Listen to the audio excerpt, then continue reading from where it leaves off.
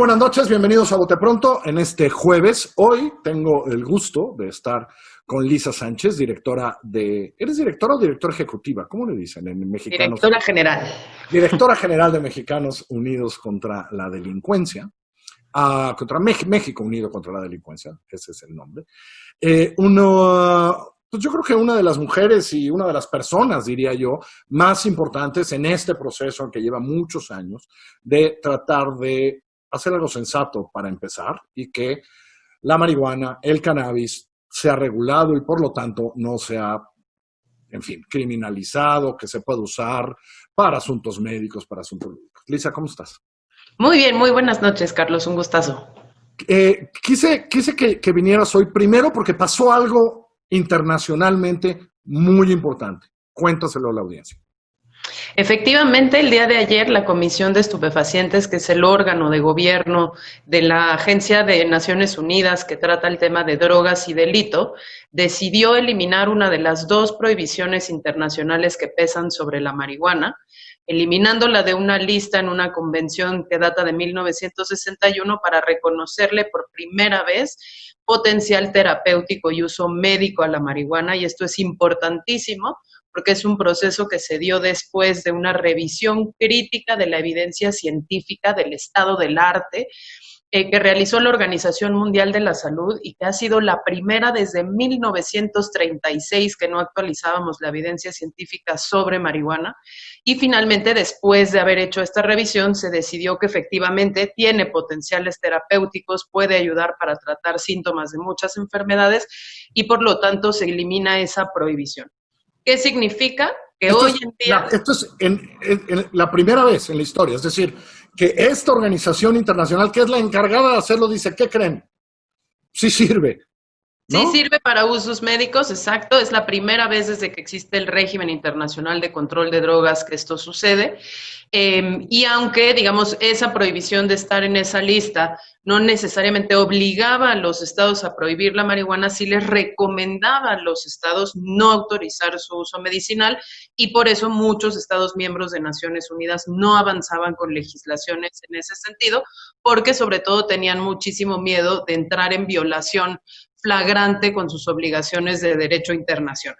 Entonces esto fue muy importante. Ahora, ¿esto significa que ya la marihuana es legal a nivel mundial? No, porque como empezamos diciendo, había dos prohibiciones y una de ellas subsiste. Todavía está la marihuana en una cosa que se llama la lista 1 de la Convención Única de Estupefacientes de Naciones Unidas, pero ya puede ser utilizada para fines médicos y eso sí es una gran, gran noticia.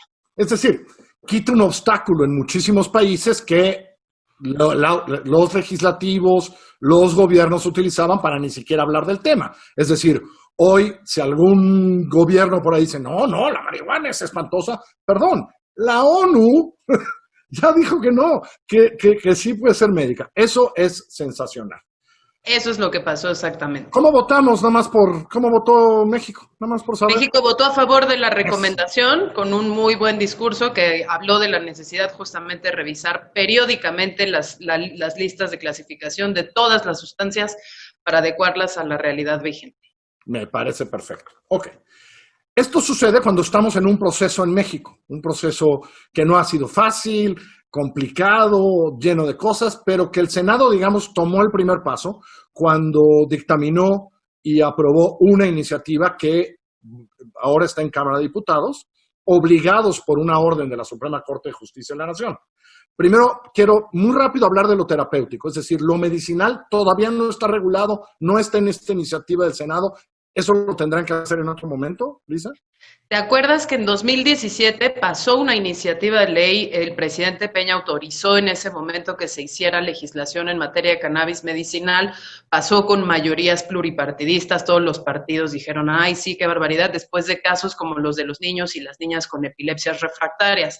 En ese momento, creo que es importante decirlo justo a cuentas de lo internacional, por ejemplo, el Partido Acción Nacional aprobó en lo general, pero reservó todos los artículos porque juraba y perjuraba que no había evidencia de uso medicinal, cosa que, bueno, hoy en día ya no podrían argumentar. Desafortunadamente, lo medicinal no se ha podido volver realidad porque desde 2017, y fíjate, estamos a punto de cerrar el 2020, no se ha publicado un reglamento que estuvo listo varios meses después de que esa legislación existió y que se detuvo justamente por comisionados contra las adicciones y comisionados de riesgos sanitarios que no querían publicar ese reglamento y decían que sobre su cadáver íbamos a utilizar la marihuana como medicina. Entonces, hoy en día, según el nuevo comisionado Gadi Sabique, ese reglamento está listo y debería entrar en vigor a principios del 2021. Esperamos que así sea. Ok, ahora, lo otro, lo lúdico. Ya pasó en el Senado.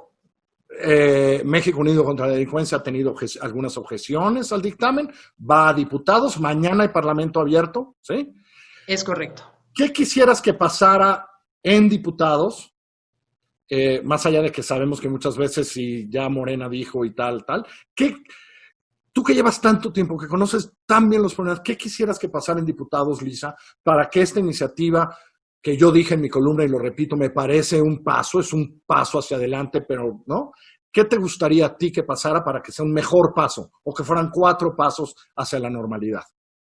Mira, tienen que hacerse modificaciones muy puntuales a la minuta que envió el Senado de la República a la Cámara de Diputados para que podamos tener un mercado regulado legalmente desde la siembra y el cultivo de la planta hasta su consumo final, sin que haya justamente, sin que pervivan ciertas prohibiciones, ¿no? O vicios de la prohibición de la marihuana que amenacen, por ejemplo, a los consumidores, a los cultivadores y a las personas que posean pequeñas cantidades de droga a ser detenidos por la policía y todavía presentados ante el Ministerio Público, multados e incluso encarcelados por disposiciones que están mal en esta ley. Específicamente habría 3 cambios que hacer.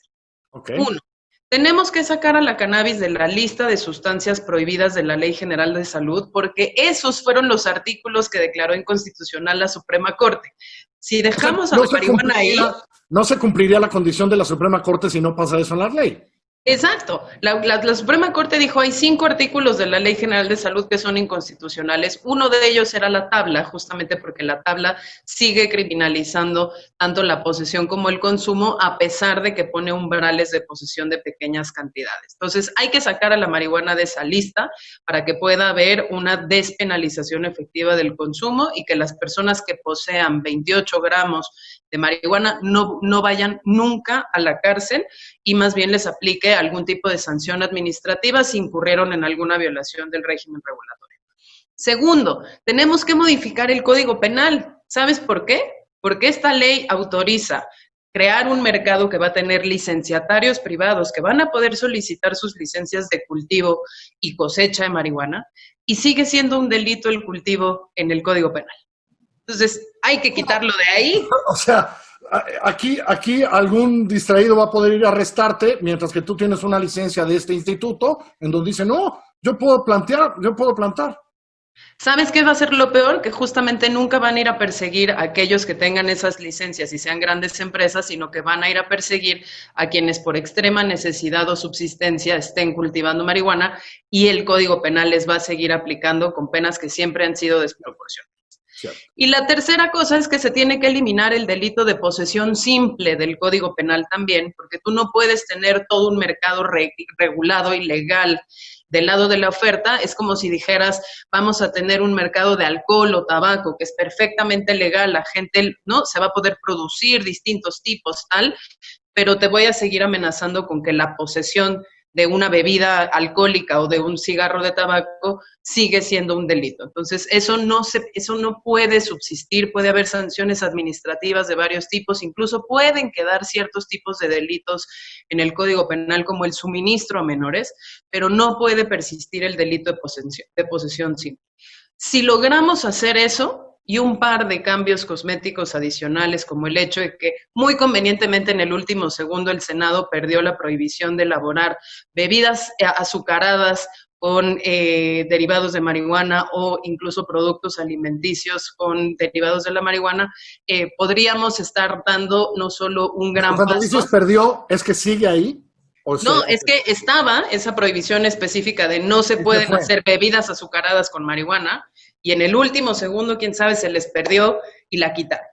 Entonces, esas cosas te preocupan. A ver, dilo, esas cosas te preocupan, porque si tanto le preocupa la salud de los niños, ese es el pretexto perfecto de los productores para llegar a cierto mercado, ¿no? Mira, y sobre todo es que se terminarían siendo productos que sería muy difícil fiscalizar porque son muy confundibles. Personas adultas mayores, niños, personas, digamos, trabajadoras del hogar, cuestiones que encuentren un producto así y no sepan leer los etiquetados claros sabiendo que eso es psicoactivo, podrían consumirlo por error y para qué lo quieres en este momento. Primero, abramos un mercado regulado claro, vayamos educando a la gente y conforme vayamos evaluando cómo va eso, podríamos considerar la posibilidad de tenerlo en el futuro, pero de entrada parecería raro y sobre todo a contracorriente, sabiendo que hoy los niños ya no pueden comprar comida chatarra y sí les vamos a permitir que haya comestibles con que se echen un refresquito, que se echen un refresquito.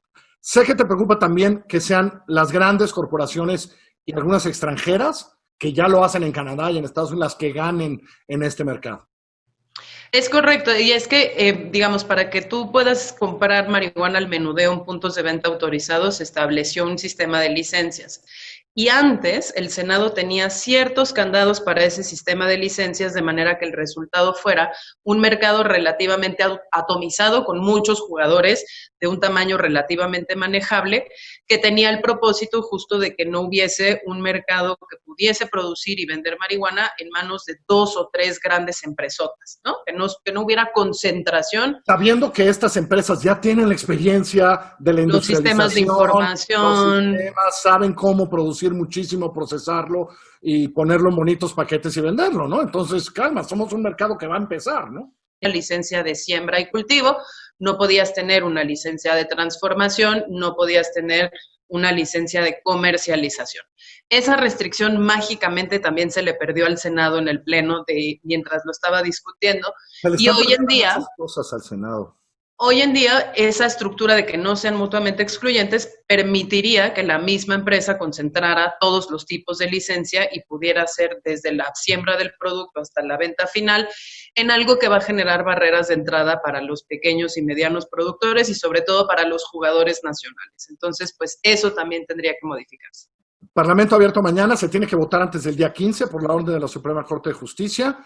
Pues esperemos. Mañana y el sábado. Mañana y el sábado. Esperemos que haya sensatez, que entendamos que nuestros vecinos del norte, en la mitad de los estados, ya pasa todo lo que tiene que pasar y que volteen a ver a la ONU, que ya hizo su primer estudio serio. Lisa, un placer como siempre. Gracias. Igualmente, buenas noches, Carlos. Hasta luego. Buenas noches.